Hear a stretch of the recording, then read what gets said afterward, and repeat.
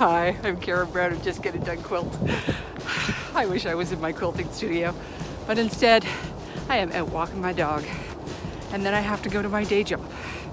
But eventually I'll make it home to my sewing studio tonight, which is my kitchen table, and I will be showing you how to do the economy block 3 different ways in 3 different sizes. Stop. What did she say? 3 different ways in 3 different sizes. What the heck was I thinking? So volunteering before you think it through. Does that sound like me? Check. I have no video making experience. I have grade 7 drama in school. I have no camera equipment. I have no lighting equipment. I have no sound equipment. And God knows how you put it all together. And I think I'm supposed to ask you to subscribe down below or something.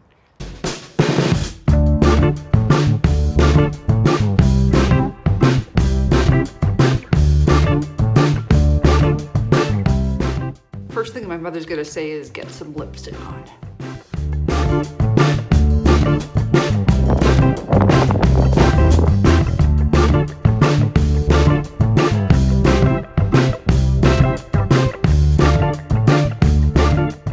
Oops.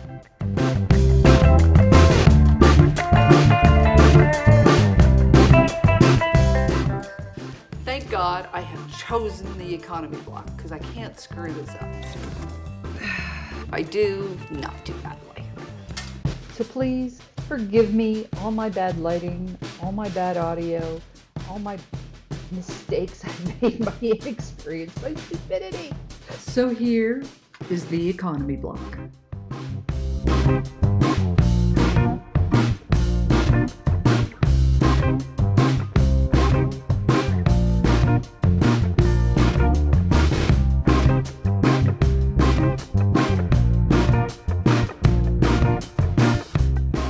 Economy block has been around a long time. Chances are your grandmother made it, and your grandmother's grandmother made it, and your grandmother's grandmother's grandmother. Okay, you get the idea.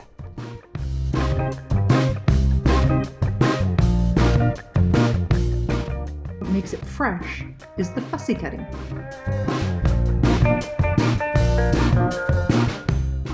Which is the Toronto Modern Guild's Block Lotto Challenge for March.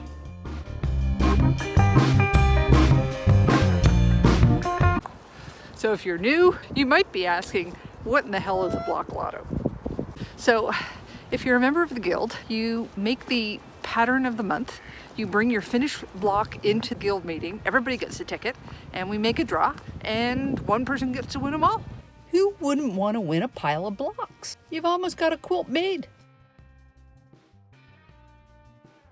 You're gonna need rulers. Whatever one works for you best, use that one. I like to use square rulers the same size as the block that I'm working on. You're gonna need not 1, but 2 pairs of scissors. 1 for paper, 1 for fabric. You'll also need a rotary cutter and a cutting mat. And you're gonna need glue, either in a stick or on a roller. It'll make your life a whole lot easier, but it's not required, is add a quarter ruler and a seam roller.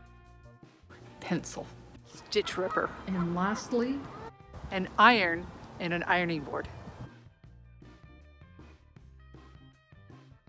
To start, you need the economy block patterns.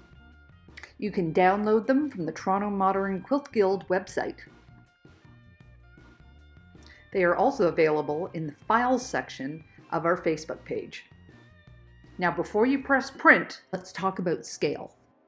You want your scale at 100%. If scale to fit is clicked, you say no. And just to be sure, we've included a scale here that you measure before you cut.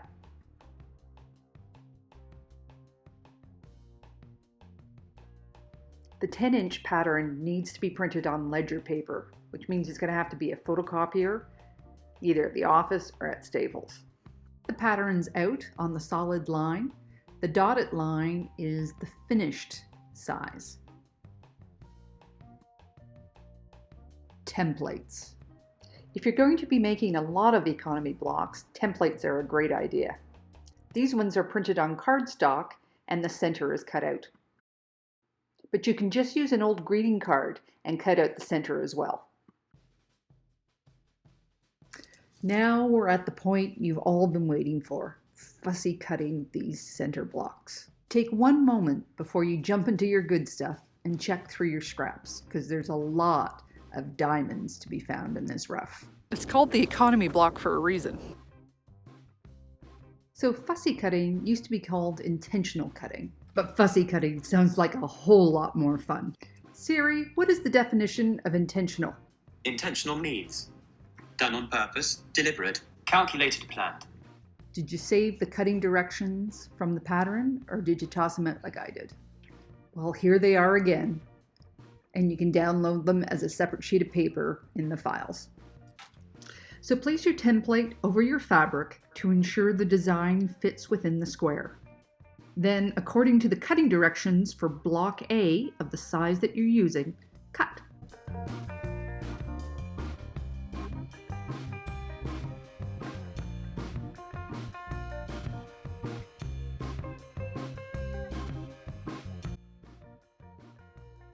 There are a couple of points to consider when cutting block B and C. B1 and C1, you cut your block into quarters. B2 and C2, you cut into halves. When choosing fabrics for block B and C, remember they need good contrast, whether it be color, value, or pattern. Stop. We need to talk about stripes. Not just stripes, but fabrics that have a right side up and writing in scripts which have two directions. These fabrics are tricky. When you cut them in quarters, they produce two different pieces with strong elements which are perpendicular to one another. And if you're not paying attention, they're gonna mess with you.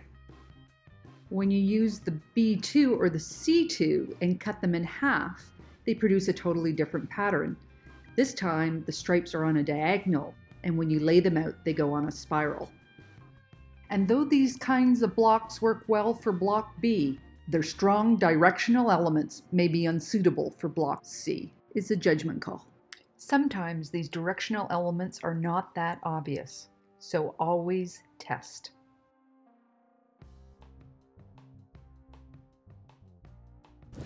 Paper piecing can be quite fiddly. You'll need to fold the pattern on the sew lines. Use an old greeting card and make a nice sharp crease. Think of it like origami for quilters. So here is my first block cutout. My A, my B, and I've chosen to use C2 because that's what my scraps were. Take your pattern, flip it over, and put your block A in the center of the wrong side. Secure the block with a dab of glue, then turn the pattern and the block back over and fold back on those really nicely creased lines. In your ruler, trim at 1/4 inch. I know I'm trimming wrong, don't judge me. Take 2 block B quarters and align the long side to the top and bottom of block A. Flip. We are going to sew on these 2 lines. Tricky part is that you're sewing blind. You're sewing on the wrong side. You can't actually see your work. So do you really need to see me sew? We all know how to sew. We all know how to use a sewing machine. Okay. Your stitch length should be 2. Then we flip it back and pull back those triangles and press. We're going to flip it over and then repeat everything one more time. Don't worry about the paper, it's not precious. Rip it if you need to. So it's a crease, crease, trim, trim, align, align, sew, sew, and press.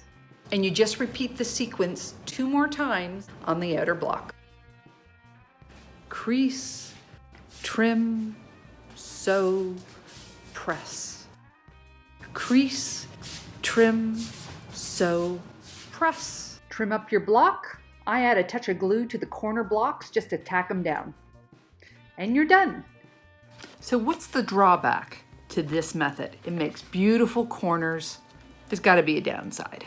You have to rip off the paper on the back. And how easy was that?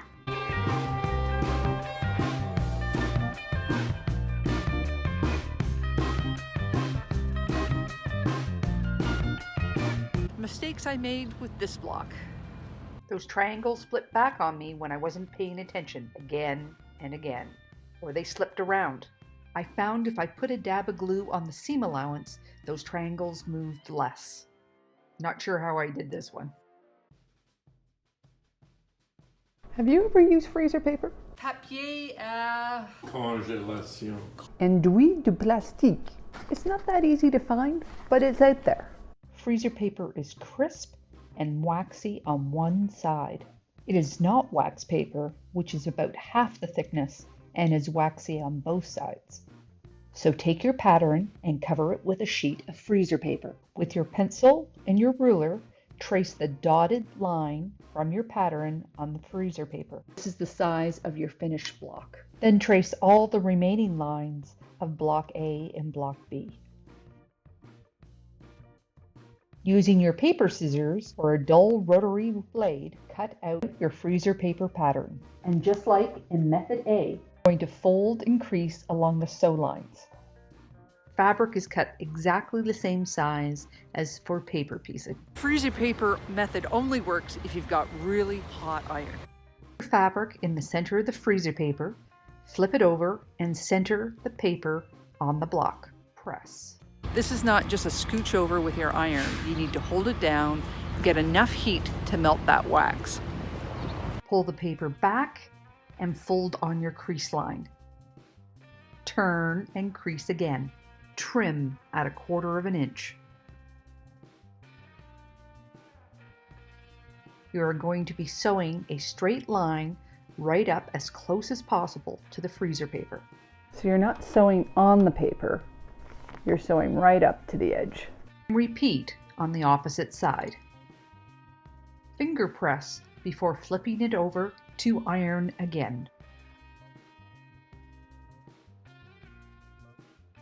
So it's crease, crease, trim, trim, align, sew, align, sew. If your needle catches the paper, no big deal, just pop it up. And press again. So this time, the dance is Iron, crease, trim, sew. Iron, crease, trim, sew. Iron, crease, trim, sew. give it a final good press. Okay, so this step is really super important. If you're gonna screw up a step, don't screw up this step. You need to not trim right close to the paper, but to 1/4 inch.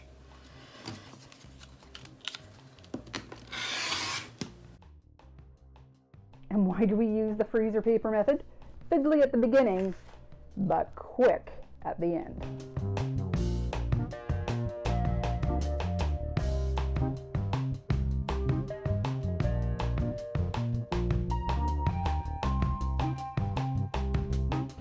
Mistakes I've made with this method, truly it was in the original penciling out. You need to be accurate, because if you're not accurate in the tracing, you're not going to be accurate in the sewing.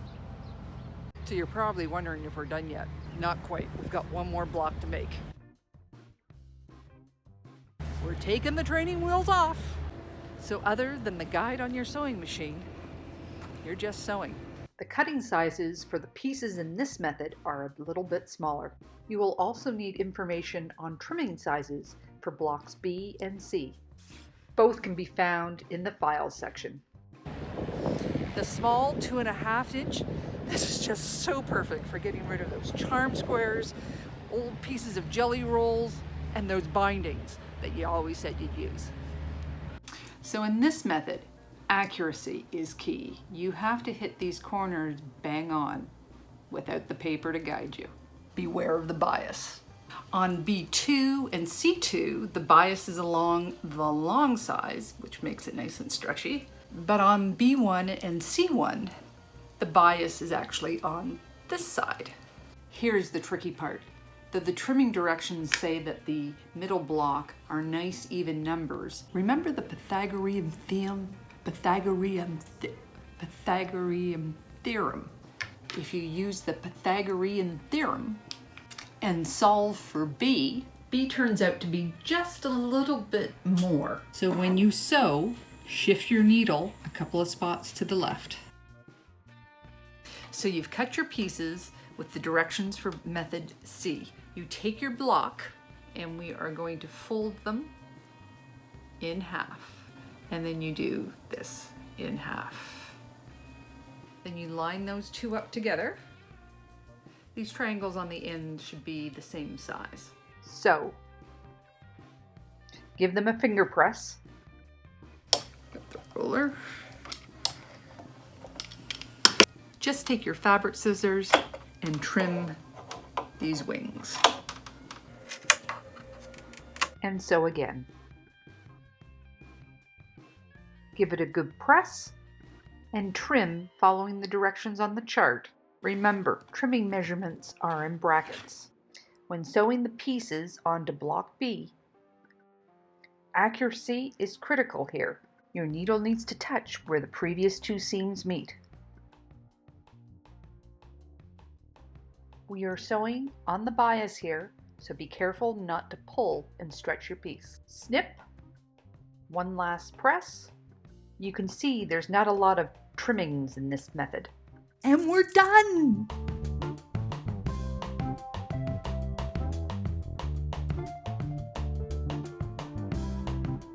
So the million-dollar question is, what method did I like best?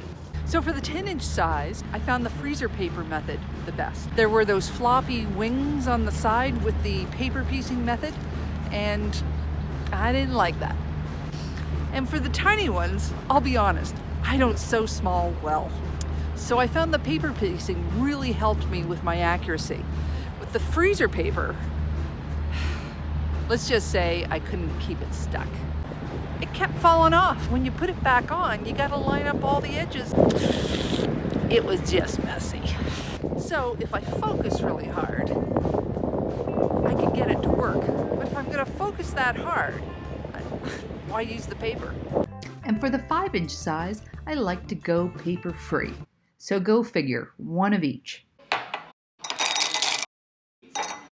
So if you're still with me, thank you so much for showing up. Thank you, thank you. Thank you for watching to the end. I hope to see you at our next guild meeting with a couple of blocks in hand. Please like this, maybe even subscribe. I've learned so much, I might do another one.